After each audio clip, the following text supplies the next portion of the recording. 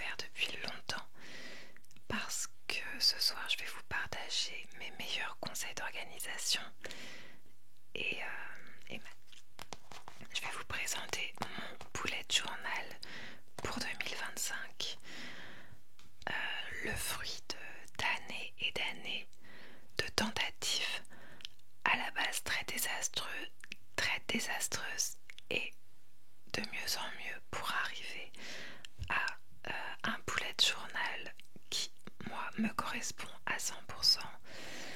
Et ouais, ça fait longtemps que j'ai envie de vous parler de tout ça dans une vidéo, mais j'attendais justement cette période de l'année pour pouvoir vous présenter un bullet journal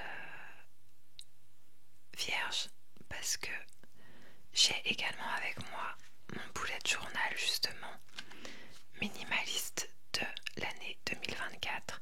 Malheureusement, je vais rien pouvoir vous montrer presque parce que c'est très personnel et il y a beaucoup de choses affligeantes à l'intérieur. Mais je vais pouvoir vous montrer la structure de mon bullet journal 2025.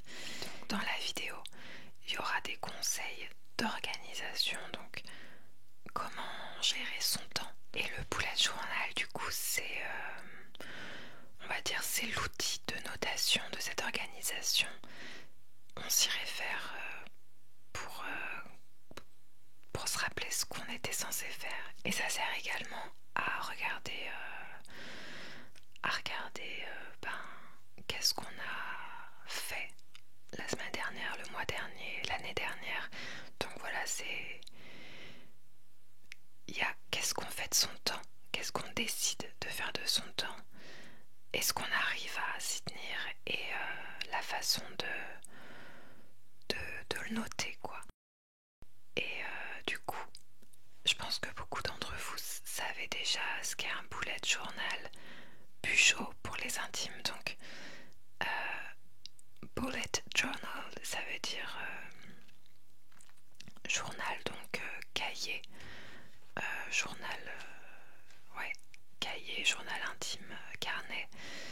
Et bullet, je crois que ça vient de bullet point. Vous savez, c'est quand on fait une liste avec des points. Et ben, les points comme ça, on appelle ça des bullet points. Et il me semble que c'est pour ça qu'on dit un bullet journal. J'ai jamais entendu... Enfin, je pense que c'est un concept qui vient des États-Unis et il y a plein de Français qui... Enfin, c'est arrivé en France, mais j'ai l'impression qu'on a continué à appeler ça des bullet journaux. Je crois pas qu'il y ait du coup de traduction, mais on peut dire mon journal d'objectifs. Voilà, c'est l'idée en tout cas. Donc, moi, si vous ne le saviez pas, et d'ailleurs personne ne peut le savoir puisque je crois que j'en ai pas vraiment parlé. Enfin, c'est des choses que j'ai déjà évoquées ici et là dans des vidéos où je racontais ma vie. Mais du coup, il faut savoir que j'ai eu besoin d'organiser mon temps depuis 2017, dans le sens où en 2017 j'ai quitté la fac pour essayer de réaliser mon objectif qui était de devenir chanteuse. Et du coup, entre 2017 et maintenant, je n'ai pas atteint encore mon objectif et j'ai pas atteint grand chose, j'ai pas accompli grand chose, mais ça c'est une autre question et c'est pas le sujet de cette vidéo et il y a plusieurs raisons à ça. Moi personnellement, j'ai fait la paix avec ça et tout va bien.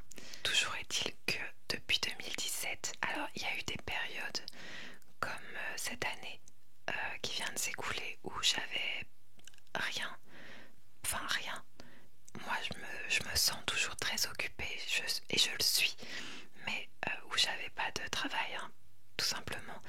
L'année qui vient de s'écouler par exemple, j'étais au chômage et je crois que 2017 c'était il y a 7 ans, donc dans les 7 années qui se sont écoulées, du coup il y avait des moments où j'avais zéro occupation, pas de travail et J'ai aussi travaillé, mais c'était à mi-temps, donc toujours volontairement, dans le but de me consacrer à mes projets.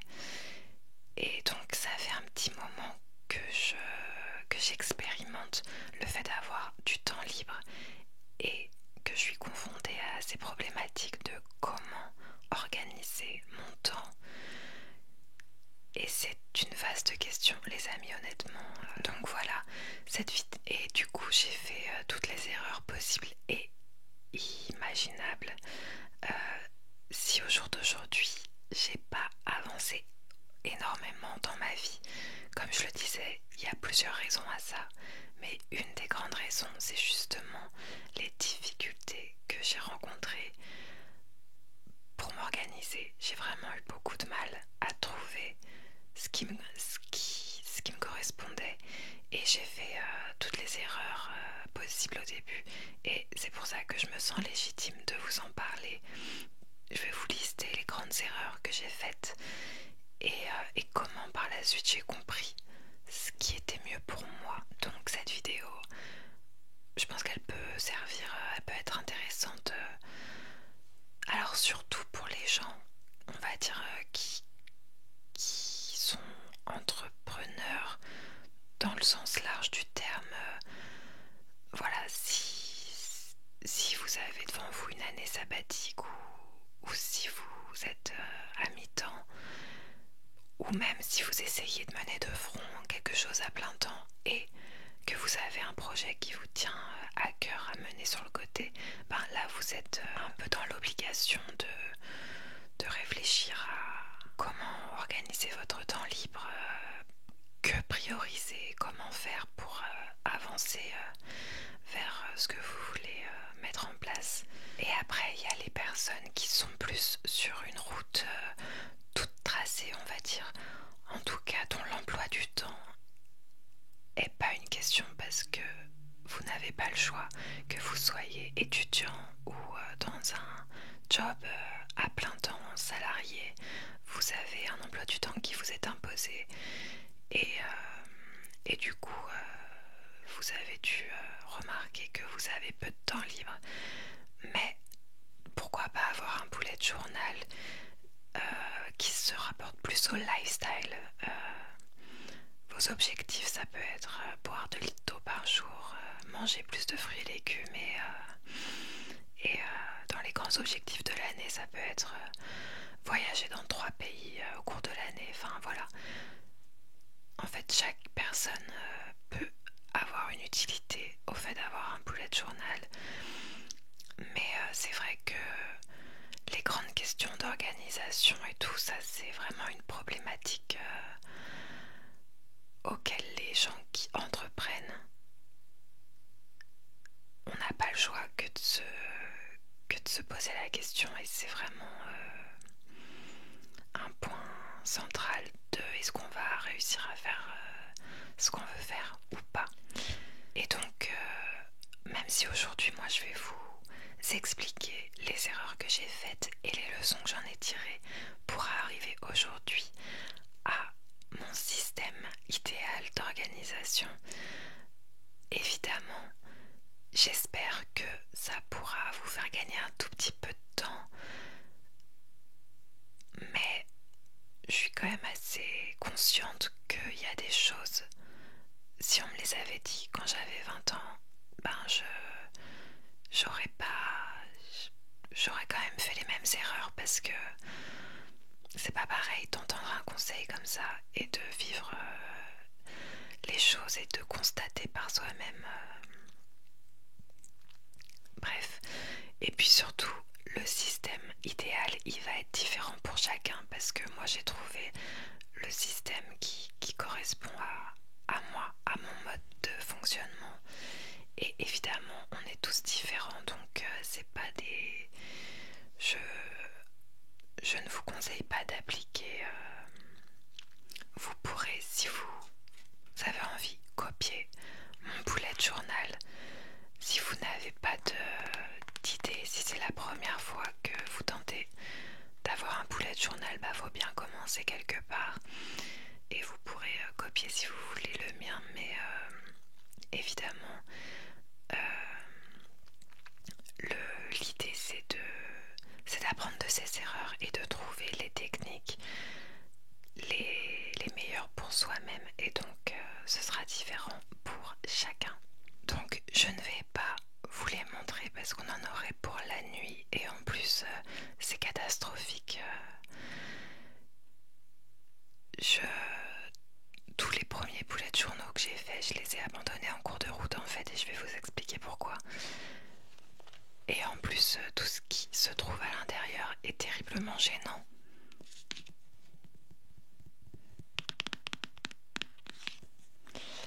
Mais voilà, je voulais vous les montrer et vous montrer de quel type de format j'avais pris les premières années. Parce que j'ai changé depuis l'année dernière et c'est mieux pour moi en tout cas. Parce que du coup, ce que j'ai pris pour cette année, c'est ce petit carnet Clairefontaine. Ceci n'est pas une collaboration.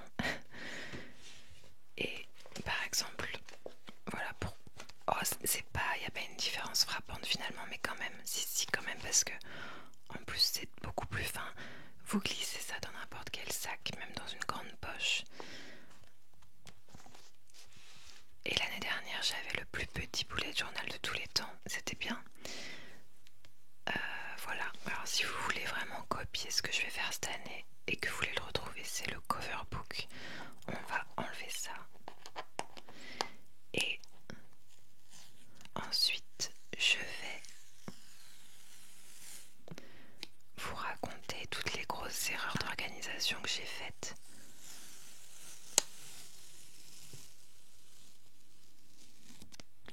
Après ça, je vous présenterai mon...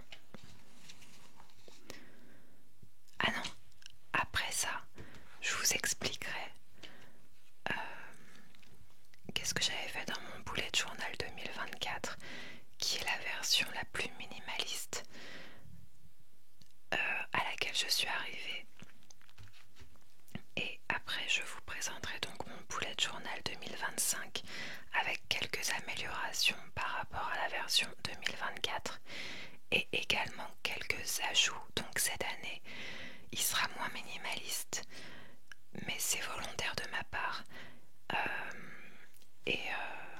Vous verrez, vous verrez, vous verrez. Donc le premier écueil dans lequel je suis tombée côté organisation, mais ça je pense que c'est presque inévitable et c'est commun à toute personne qui n'a jamais eu l'occasion d'expérimenter vraiment la gestion de son temps, c'est que j'avais une vision mais complètement erronée de ce qui m'était possible de réaliser en un temps donné. Et c'est normal quand on a passé sa vie à se consacrer à temps plein, que ce soit aux études ou à un travail. On a l'impression que si on avait un an de notre vie à dédier à qu'importe quel est l'objectif, on a l'impression qu'on pourrait faire énormément de choses. Alors tout est possible et on n'est pas tous égaux face à notre capacité à être productif et efficace et rapide, etc. Il est possible que je sois particulièrement lente et aussi incapable de m'organiser. En tout cas, je l'ai été les premières années. Mais quand même, je pense qu'en grande majorité, on aurait tous tendance à voir beaucoup trop gros, dans le sens à être trop optimiste sur ce qu'on est capable de faire en un temps donné. Et en soi, je pense que c'est presque bénéfique dans le sens où quand j'avais du coup 23 ans, que j'ai quitté la fac pour essayer de faire de la musique, si on m'avait dit qu'à 30 ans j'en serais toujours, en tout cas aux yeux du monde, au point zéro, je crois que je l'aurais pas fait, tout simplement parce que pour moi j'avais un an pour percer. C'est à la fois je trouve ça ridicule avec le recul. En même temps, voilà, je compatis avec la jeune version de moi-même et puis surtout, comme je le disais, je pense que si j'avais pas été aussi délulu à l'époque, ben j'aurais pas quitté la voie de la raison. Et du coup, être complètement comme ça, delusional, et ben ça m'a donné l'impulsion de, de faire ce choix. Ça par contre je le regrette pas. Et le fait est que tout a pris beaucoup plus de temps que prévu. Et bon, il y a eu plein de choses qui sont entrées en jeu que j'aurais pas pu prévoir, autre que mon incapacité à m'organiser. Mais quand même, les premières années, j'ai bien patiné dans la semoule. En grande partie parce que je n'arrivais pas à m'organiser, et le fait comme ça de ne pas avoir la notion de ce qui est possible de faire dans un temps donné, ben ça fait partie de ça, quoi. Parce que ouais, du coup, quand on quitte quelque chose, comme je le disais, que ce soit des études ou un travail à temps plein, on a l'impression que, vu que ça nous prenait tout notre temps, on va avoir tout notre temps de libre, alors que on va, je sais qu'il y en a qui vont me dire ah mais moi je fais plus d'heures et tout, mais on va prendre le nombre d'heures classiques d'un cursus à temps plein, que ce soit scolaire ou au travail. On va dire que c'est 8 heures par jour. Donc c'est effectivement beaucoup, 8 heures par jour, mais c'est pas non plus, comment dire, quand on bosse 8 heures par jour, et ben quand on arrête de travailler, on ne gagne que 8 heures. Oui, ça paraît idiot, vous allez me dire merci. J'ai pas inventé la roue, mais vous ne gagnez pas tout. Vous ne gagnez pas 24 heures, vous gagnez 8 heures. Parce que tout ce que vous faites en dehors de ce travail ou de ces études, vous n'allez pas pouvoir arrêter de le faire parce que vous prenez une année sabbatique. Donc je parle là des choses obligatoires de la vie, que d'ailleurs je ne vous conseille pas de négliger, parce que c'est vraiment le socle qui permet après, enfin c'est le socle nécessaire à tout projet quel qu'il soit, qui est de s'occuper de soi, donc de se nourrir.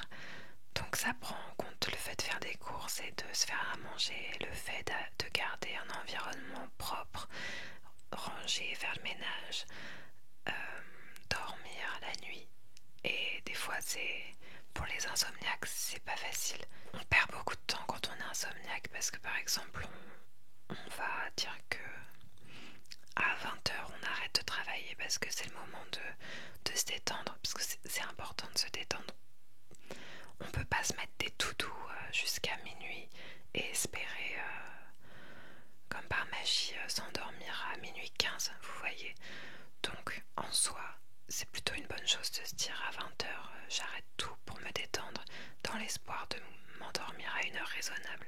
Sauf que des fois ça suffit pas et on s'endort pas à une heure raisonnable, et on tourne en rond dans son lit jusqu'à 4 h du mat. Et ben si on dort jusqu'à midi, ça fait qu'on n'aura rien fait de 20 h à midi, et c'est pas vraiment de notre faute. Donc voilà, et pourtant on peut pas, moi je conseille pas dans ces cas-là de se lever à 7 h, parce que si vous n'avez pas eu un nombre d'heures de sommeil raisonnable, vous n'arriverez à rien dans votre journée. Donc voilà, c'est à toutes ces choses que je pense quand je parle de ce socle qui est vraiment nécessaire à tout le monde, et quel que soit votre projet. Donc ça va pas disparaître comme par magie quand vous allez arrêter votre activité.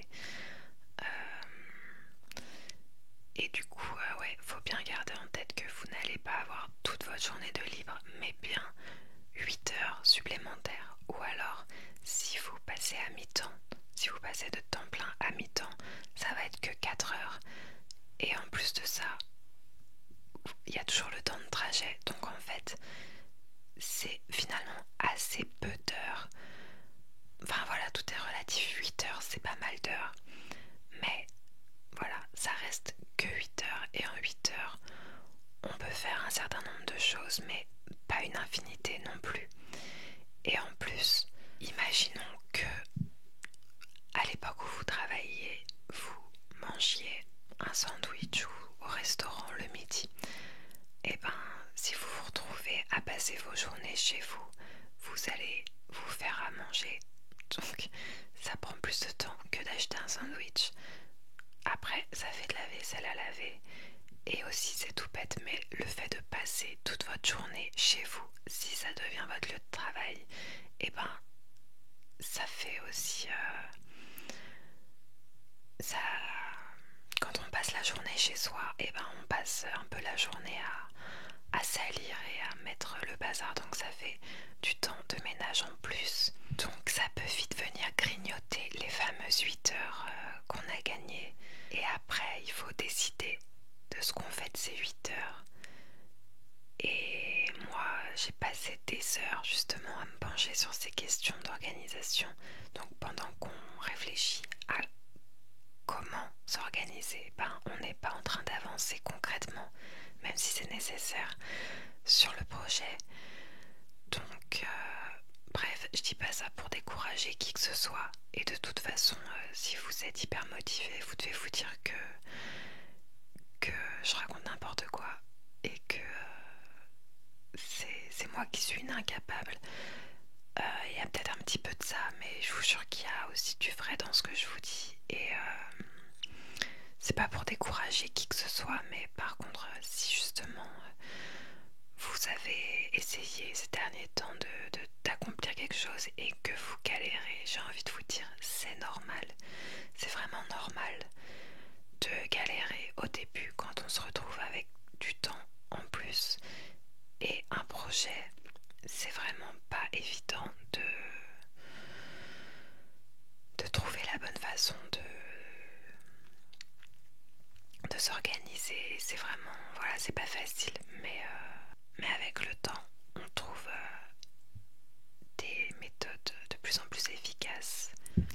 Et puis quand on est étudiant ou salarié, eh ben ok, on est obligé de faire acte de présence, mais on va dire que si on n'est pas toujours au mieux de sa forme, eh ben c'est pas si grave. Enfin c'est sûr, c'est dommage parce que être en cours et être trop fatigué pour écouter vraiment le prof, ben c'est vraiment dommage. Mais il faut prendre ça aussi en compte, c'est que quand on devient indépendant et qu'on mène des objectifs pour soi-même, et ben ça n'a aucun sens de s'asseoir à son bureau et faire semblant de travailler à une tâche alors qu'on est mort de fatigue. Là où quand on est salarié, ben on va quand même au bureau et si ça se trouve on va rien faire ou alors on va avancer très très doucement, laborieusement, mais on est obligé de faire acte de présence, donc on le fait. Et ben quand on devient indépendant, ça n'a pas de sens de faire ça. Autant aller faire la sieste que de faire semblant de travailler puisqu'on n'est pas payé à l'heure de présence à notre bureau. Et c'est aussi ça la différence, c'est que je dis pas que c'est facile d'être étudiant ou salarié, mais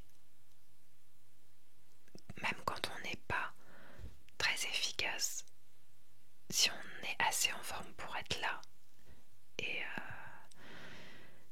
et ben ça suffit, on va dire, c'est ok quoi, vous êtes quand même payé, vous n'êtes pas renvoyé, vous continuez sur votre chemin. Alors que quand on... Je radote, je suis désolée.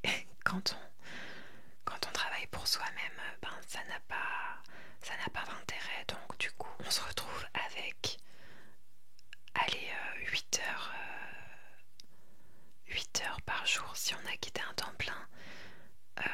Vu qu'on va passer plus de temps à faire à manger et le ménage, on peut déjà reporter ça à 7 heures. Mais est-ce que pendant ces 7 heures, on va être pendant 7 heures au maximum de nos capacités intellectuelles pour être capable d'avancer? Ben, pas pendant les 7 heures, je pense. Enfin, en tout cas, ça me paraît un peu idyllique et moi, c'est ce que j'ai constaté, quoi. Donc voilà, je pense que c'est assez normal, mais en tout cas, j'avais une vision complètement faussée de ce que j'étais capable d'accomplir en un temps donné, ce qui m'a mené du coup à me fixer à chaque fois des objectifs complètement irréalistes. Et c'est pas grave, comme on dit, viser les... C'est quoi le truc? Viser les étoiles pour arriver sur la lune? Ou non, viser la lune pour arriver dans les étoiles. Je sais pas si on considère qu'est-ce qui est le plus haut. J'ai oublié, mais vous avez compris l'idée. Mais là où ça peut être un problème, c'est le sentiment d'échec après que ça génère, quand on se rend compte qu'on n'a pas réussi à faire ce qu'on voulait faire. C'est important de comprendre qu'on avait à la base une vision idyllique et erronée, et de pas juste se dire je suis une incapable, un incapable, et ne pas se flageller. Ensuite, la deuxième grande erreur que j'ai faite, qui est totalement liée, qui découle de la première, c'est le fait de m'éparpiller.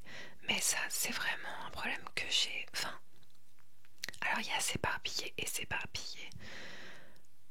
Mais ouais, la première année de liberté, là, quand j'ai arrêté la fac, quand j'y repense, je me dis mais comment c'est possible d'être autant à côté de la plaque et en même temps c'est normal, voilà.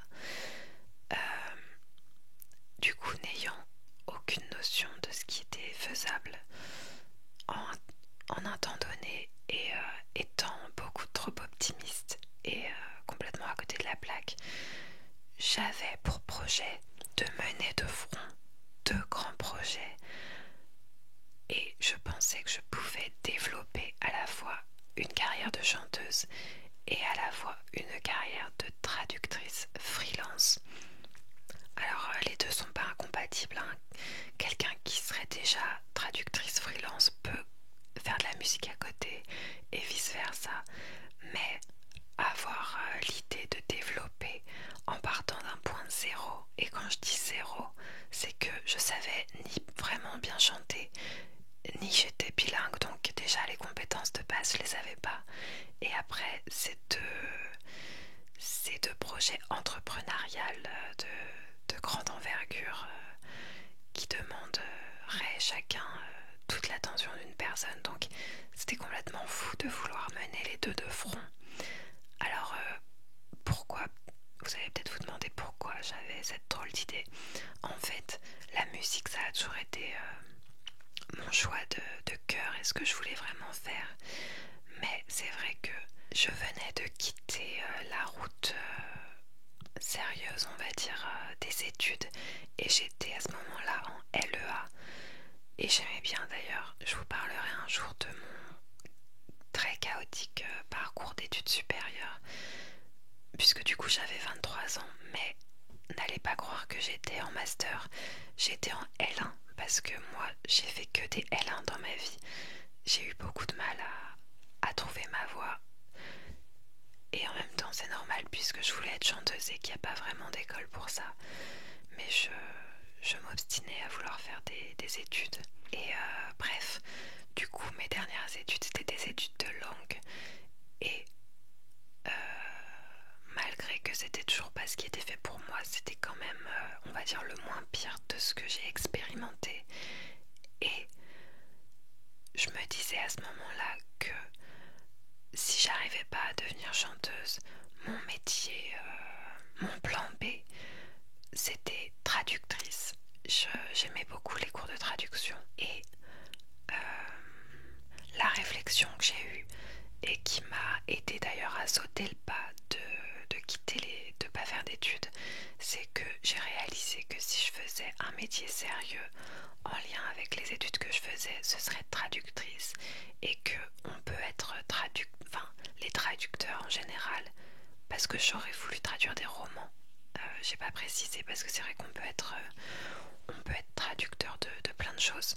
On peut être salarié pour une entreprise et traduire des choses. Par exemple, il y a des gens, leur métier c'est de traduire les, les notices de montage des meubles Ikea, et ils sont traducteurs pour Ikea par exemple.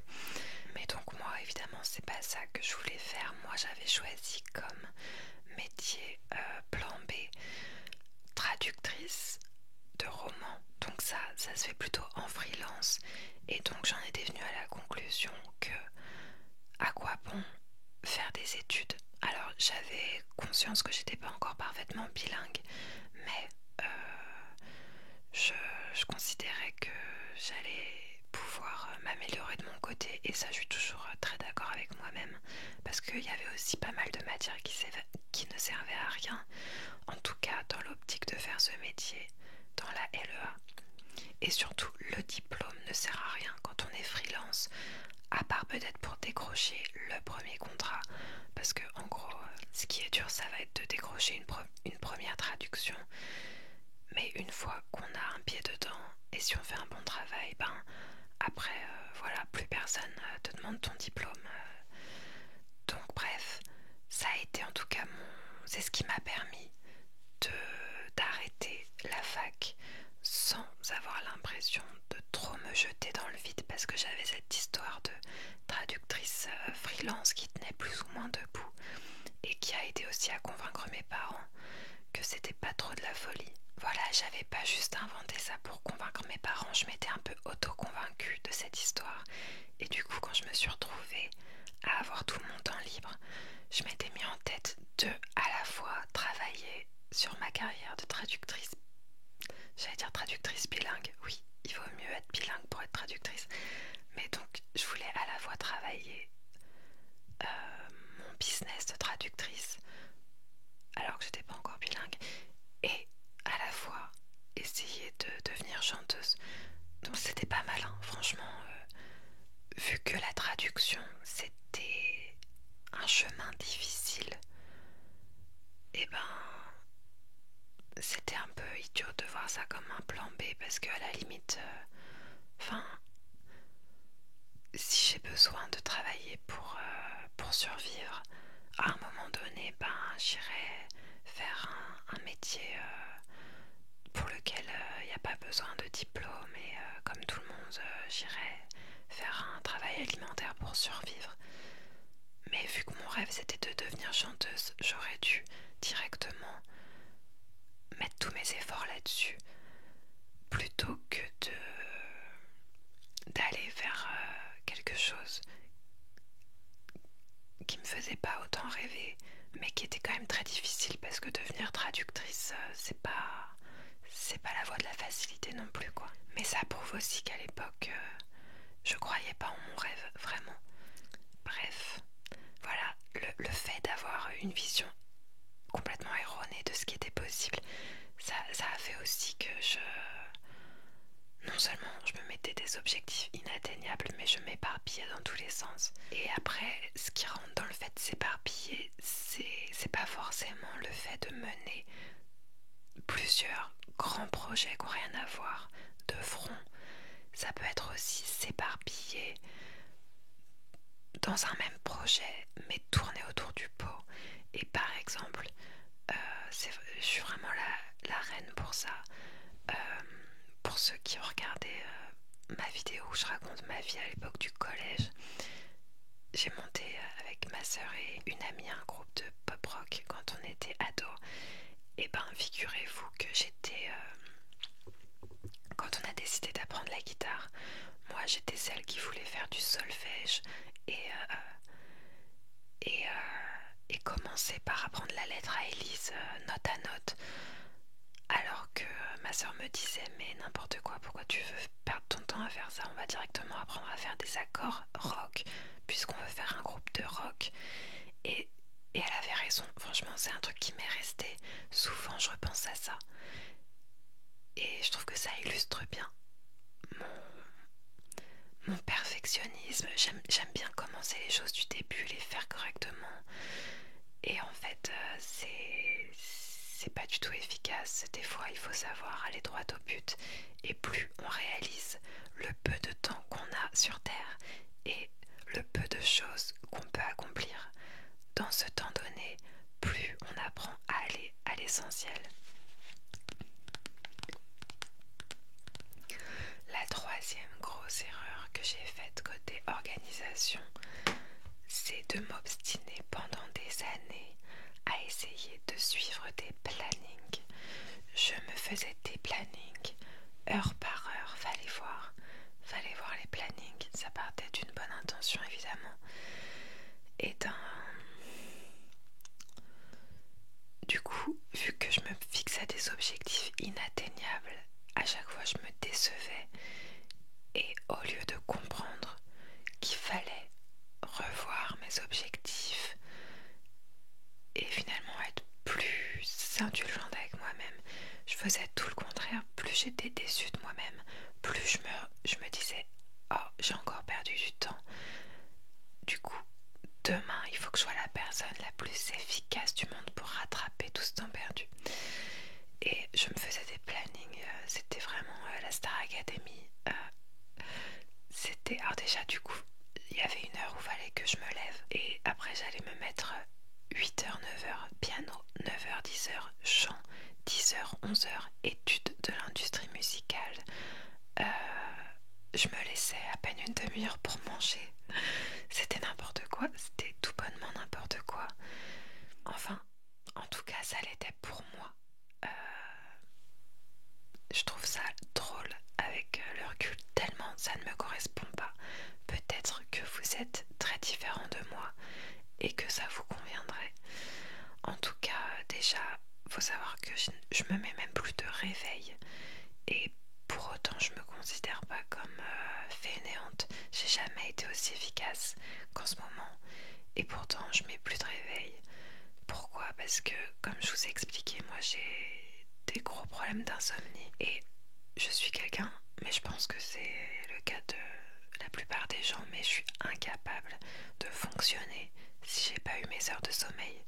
Donc en fait, me faire violence pour me réveiller alors que j'ai pas eu mon quota, non seulement c'est une douleur, mais en plus c'est complètement contre-productif puisque je sais qu'après je vais me traîner toute la journée et je ne vais rien faire de bien. Et puis alors voilà, les plannings comme ça hyper précis, heure par heure, je pense quand même que c'est une mauvaise idée quand c'est trop strict. J'ai du mal à penser que ça puisse être la méthode parfaite pour quiconque parce que c'est vraiment trop strict. Et du coup, imaginez, vous vous êtes fait un planning où vous vous dites 8 heures telle activité. Et ben, si vous vous réveillez à 8h30, alors que en soi, se réveiller à 8h30, il n'y a aucun problème. Et vous avez encore toute la journée pour faire plein de trucs. Mais là, parce que vous étiez censé faire telle tâche à 8h, si vous vous réveillez à 8h30, dès le début de la journée, vous êtes dans un sentiment d'échec. Et limite, vous vous dites ma journée elle est foutue. Après, en plus, il faut repenser le planning parce que si votre planning il est rempli du matin jusqu'au soir, et ben soit vous faites sauter l'activité en question, soit il faut la mettre autre part, mais du coup il y a autre chose qui saute, donc il faut repenser tout le planning. De toute façon, si votre planning il est heure par heure de toute la journée, c'est vraiment qu'il y a un problème. C'est pas possible d'être efficace en fait tout le long de la journée. C'est primordial d'avoir des temps de repos. Vous n'en serez que plus efficace. Ça, déjà, c'est quelque chose que j'ai pris énormément de temps à comprendre. Donc, pour plein de raisons, le fait d'avoir un planning trop strict, pour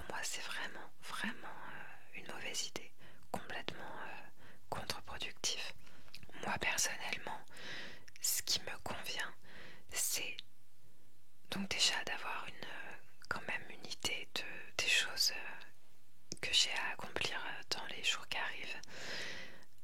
Et je vous montrerai tout à l'heure, mais j'utilise, je vais vous le montrer maintenant, soyons fous. Dans mon système d'organisation idéal que j'ai mis en place, j'ai 2 supports écrits. J'utilise d'ailleurs aucun outil d'organisation informatique. Je sais pas pourquoi, mais en tout cas c'est comme ça. Et donc mes 2 outils sont le bullet journal et le semainier. Donc un semainier, ça se présente comme ça. Tout à l'heure je rentrerai plus dans les détails. Là je vous ai fait une simulation de semainier. C'est pas mes vraies tâches, mais ça pourrait parce que c'est assez réaliste ce que j'ai fait. Et du coup, voilà, donc un semainier tout simplement. Vous avez votre to-do list pour la semaine. Mais moi, je remplis mon semainier chaque soir pour le lendemain. Parce que j'ai vraiment réalisé que ce qui marche avec moi, c'est la flexibilité. Donc, remplir tout mon semainier, ça n'aurait pas de sens parce que chaque jour, je me laisse... en gros, je me donne une ligne directrice. Comme ça, quand je me lève, je sais ce que j'ai prévu de faire.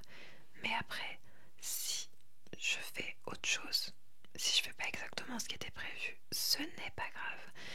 Et du coup, c'est pour ça que je remplis pas toute la semaine à l'avance, parce que à tout moment, si il y avait un truc le lundi que finalement j'ai pas fait, du coup il va se retrouver le mardi.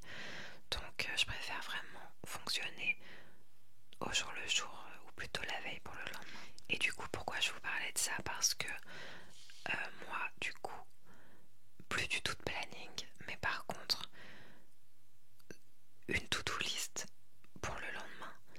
Et on a tous des tâches qui nous demandent différentes choses. Il y a des tâches qui demandent un effort physique. Par exemple, faire un grand ménage, passer l'aspirateur partout, c'est un petit effort physique. Aller se déplacer, que ce soit pour aller faire une course, aller à la poste, ça demande un petit effort physique. Et il y a des tâches qui demandent d'être concentré, que ce soit rédiger quelque chose, réfléchir à une stratégie quelconque, envoyer un email. On peut être fatigué corporellement, mais il faut avoir les méninges bien connectés. On a tous, je pense, quel que soit notre projet, ces différentes tâches-là. Donc ce que je fais, c'est que j'essaye de pas me mettre 3 tâches qui demandent un effort physique ou 3 tâches qui demandent un effort intellectuel. Je vais essayer de varier les plaisirs, parce que selon les moments de la journée, je vais avoir plus d'énergie physique ou une plus grande capacité de concentration. Et du coup, tout simplement, j'ai mes 2-3 tâches et je vais les effectuer au moment où je le sens et pas au moment où je l'ai décidé il y a 3 jours sur un planning. Et en fait, je gagne énormément en efficacité, mais aussi en bien-être du coup, parce que je vais pas me forcer à aller faire mes courses alors que je lutte pour ne pas m'endormir. Par exemple, après le repas, imaginez vous avez besoin d'une sieste, je vais pas à ce moment-là aller contre mon corps et aller faire un truc physique. C'est dommage, parce que si ça se trouve, à 16 heures, je vais avoir une poussée d'énergie. Là, j'aurais pris mon goûter, je serais pleine de sucre et d'énergie. Et peut-être que là, à ce moment-là, j'aurais envie de bouger, j'aurais pas envie de me concentrer. Donc, je vais faire les choses physiques quand j'ai envie de bouger, et je vais faire les choses qui demandent une capacité de concentration quand je sens que je suis en capacité de me concentrer, tout simplement. Vraiment, ça paraît bête, mais life changing. Et puis d'ailleurs, se dessine à partir de ce mode de fonctionnement quand même une sorte de routine, parce que Déjà, par rapport au sommeil, figurez-vous que je n'ai jamais eu un sommeil aussi régulier que depuis que je mets plus de réveil. Et oui, et d'ailleurs je dors bien en ce moment, alléluia. Et alors j'ai un rythme qui n'est pas exactement celui de tout le monde, je suis un peu décalée vers le soir. En ce moment, je m'endors souvent vers 2 heures du matin et je me réveille souvent vers 9 heures. Donc voilà, c'est un peu tard, mais moi ça me correspond bien, enfin ça me va en tout cas. Je... J'ai complètement le temps d'être efficace pendant ma journée. En plus, mes vidéos ASMR par exemple, je les filme le soir, donc c'est normal aussi que je me couche tard. Et puis oui, mon corps est habitué et sans mettre de réveil, j'ouvre les yeux presque tous les jours à la même heure, donc c'est rigolo. Et pareil pour la doudou, c'est vraiment flexible, je me laisse le choix de faire les choses quand je le sens. Mais c'est vrai que vu que je me lève tout le temps à 9 heures et que je commence la journée par prendre un café par exemple, et j'ai remarqué que souvent ma première activité ça va être faire des tâches administratives sur l'ordinateur parce que mon corps n'est pas encore complètement... Enfin voilà, ça me va de faire ce type d'activité à ce moment-là de la journée.